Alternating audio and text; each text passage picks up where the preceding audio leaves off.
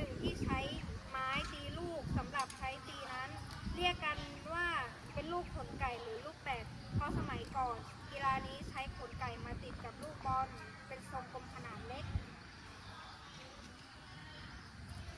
การนับคะแนนนะคะชนะเกมก็คือ21แต้มถ้าเสมอ20-20ต้องนับไปอีก2แต้มเช่น22-20ค่ะถ้าเสมอ29-29ถ้าฝ่ายใดฝ่ายหนึ่งได้30ก่อนก็จะชนะไปเลยค่ะ